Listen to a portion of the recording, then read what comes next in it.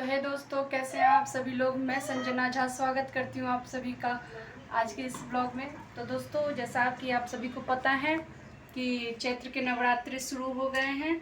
तो दोस्तों, मैंने सोचा आप लोगों के साथ कुछ बातें शेयर की जाएं, जो कि बहुत ही महत्वपूर्ण है।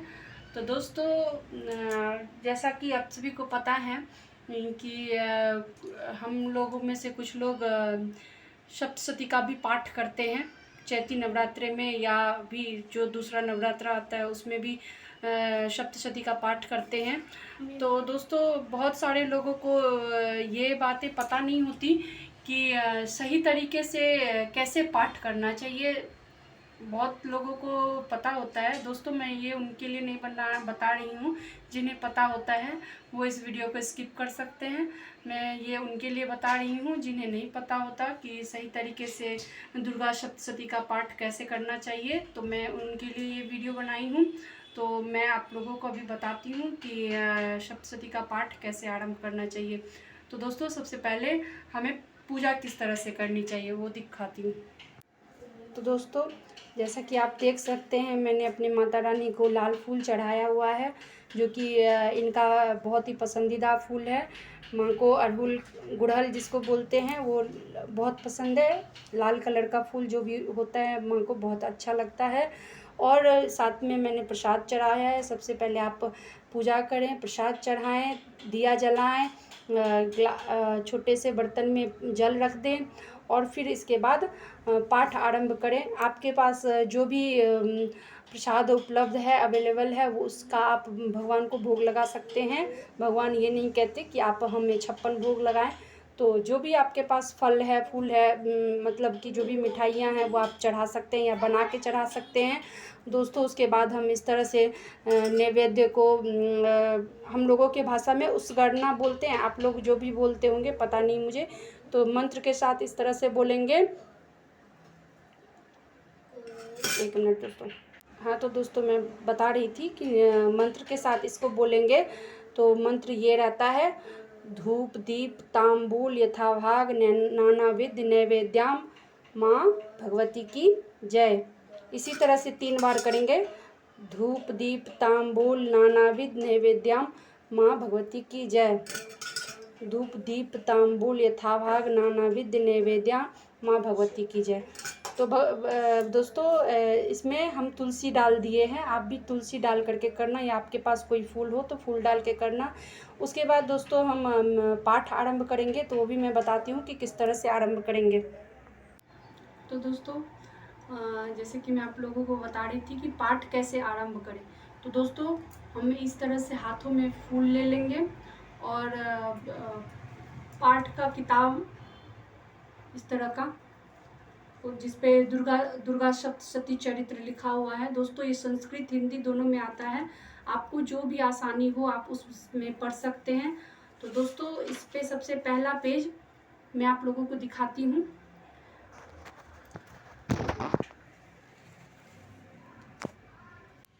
तो दोस्तों, आप जैसा कि देख सकते हैं, इसके फर्स्ट पेज पे देखिए, इसके फर्स्ट पेज पे दोस्तों इस तरह से लिखा हुआ है दुर्गा सप्तशती, और नीचे कुछ स्तुतियाँ लिखी हुई हैं। सबसे पहले हम इनको पढ़ेंगे। तो मैं आपको इससे पढ़ के बताती हूँ कि किस तरह से पढ़ना है। तो दोस्तों, ये देख रहे हैं आप, मैं बताती हूँ, एक मिनट। तो दोस्तों, सबसे पहले हम इसे पढ़ेंगे, जिस पे कि लिखा हुआ है: या श्री स्वयं सुकीर्तिनां भवनेश्वलक्ष्मी पापात्मनां कीर्तिध्यां हृदय सबुद्धि श्रद्धाशतां कुलजना प्रभवस्वलजा तां त्वां नातः सं परिपालय देवी विश्वम्। उसके बाद लिखा हुआ है: त्वमेव माता च पिता त्वमेव बन्धु च सखा त्वमेव त्वमेव विद्या द्रविणं त्वमेव त्वमेव सर्वं मम देव देव। तो दोस्तों ये इसके फर्स्ट पेज पे लिखा हुआ है जो हमें ज़रूर पढ़ना चाहिए और अपने बच्चों को भी पढ़वाना चाहिए। उसके बाद ये लिखा हुआ है प्रथम संस्करण का निवेदन। इसे छोड़ करके दोस्तों ये लिखा हुआ है अथ सप्तश्लोकी दुर्गा, ये हमें पढ़ना चाहिए। ठीक है दोस्तों, ये पढ़ना चाहिए जिसमें शिव जी ने इनके बारे में बताया है, इस पाठ के बारे में बताया है। तो इसको पढ़ना चाहिए। अथ सप्तश्लोकी दुर्गा, इसको सबसे पहले पढ़ना चाहिए। देखिए दोस्तों, रुकिए मैं इधर से ऐसे दिखा देती हूँ। देखिए दोस्तों, इसको पढ़ना चाहिए अथ सप्तश्लोकी दुर्गा। ये आपको स्टार्टिंग में है। उसके बाद हमें पढ़ना चाहिए दुर्गा स्तोत्र शतोत्रम। तो इसमें दुर्गा जी के 108 नामों का वर्णन किया गया है, ये पढ़ना चाहिए उसके बाद। ठीक है दोस्तों, देखिए दोस्तों मैं ये इसलिए बता रही हूँ क्योंकि कुछ लोग हैं जो जिन्हें नहीं पता है, वो अपने अज्ञानता से पाठ को सिर्फ अध्याय में पढ़ते हैं और कुछ चीज़ें पढ़ते हैं, उसके अलावा नहीं पढ़ते हैं। तो मैं इसीलिए बता रही हूँ कि इन चीज़ों को पहले पढ़ना चाहिए, उसके बाद पाठ आरंभ करना चाहिए। और एक और बात कि पाठ को कभी भी ना मंद स्वर से नहीं पढ़ना चाहिए, इस तरह से पढ़ना चाहिए जो हमारे कानों तक जाए और हमारे घरों में उसका ध्वनि गूंजे और हमारे बच्चे हमारे घर में जो भी हैं वो सुने, ताकि इस पाठ के ध्वनि से ना हमारा घर शुद्ध हो सके, हमारा मन शुद्ध हो सके, हमारे बच्चे जो हैं वो उन रोगों से दूर हो, कष्ट दूर हो। इस तरह से हमें ऐसे पढ़ना चाहिए, क्योंकि इस पाठ में भी लिखा गया है दोस्तों कि जो मनुष्य इस पाठ को मंद स्वर से पढ़ता है उसे स्वल्प फल की प्राप्ति होती है, और जो उच्च स्वर से पढ़ता है उसे पूर्ण फल की प्राप्ति होती है। अतः इसे उच्च स्वर से पढ़ना चाहिए। तो दोस्तों इसे उच्च स्वर से पढ़ना चाहिए, मंद स्वर से ऐसे बुदबुदा करके नहीं पढ़ना चाहिए। तो मैंने बताया ये दुर्गा स्तोत्र शतोत्रम जो है 108 नाम जिसमें दुर्गा जी का लिखा हुआ है। दोस्तों मेरे पास अगर इस वीडियो में ज़्यादा टाइम होता तो मैं आपको पढ़ के भी बताती। तो ये पढ़ना चाहिए। ठीक है दोस्तों, उसके बाद जो है उसके बाद होता है अथ देव्या कवचम। उसके बाद देवी का कवच शुरू होता है, उसको भी पढ़ना चाहिए। कवच बहुत ही महत्वपूर्ण है दोस्तों, ये पढ़ने से हमारा शरीर जो है वो सब कष्ट से, दुख से और बाहरी जो भी चीज़ें हैं जो हमें एक कहते हैं ना बुरी नज़र या कुछ भी, उससे दूर रखता है। तो इसे भी पढ़ना चाहिए और अपने बच्चों को भी सुनाना चाहिए, पढ़ाना चाहिए। तो पहले उसके बाद इसका पढ़ना चाहिए। उसके बाद लास्ट ये आता है अर्गला शतोत्र। अर्गला शतोत्र तो एकदम ही पढ़ना चाहिए। इसकी मैं कुछ लाइनें आपको पढ़ के बताऊंगी। उसके बाद अध्याय शुरू करना चाहिए, मतलब पाठ शुरू करना चाहिए। तो जो भी आप पाठ पढ़ रहे हैं, चाहे पहला हो दूसरा हो, वो आप इसके बाद शुरू कर सकते हैं। तो इसके बाद पाठ शुरू कर सकते हैं। तो दोस्तों कुछ लोग ऐसा करते हैं कि एक ही दिन में पूरा पाठ पढ़ लेते हैं, और कुछ लोग एक एक करके पढ़ते हैं और लास्ट वाले दिन पूरे पाठ को एक साथ पढ़ लेते हैं। तो आपको जैसा मन हो वैसा आप कर सकते हैं। भगवान नहीं कहते कि अपने शरीर को कष्ट दे के हमें खुश करो।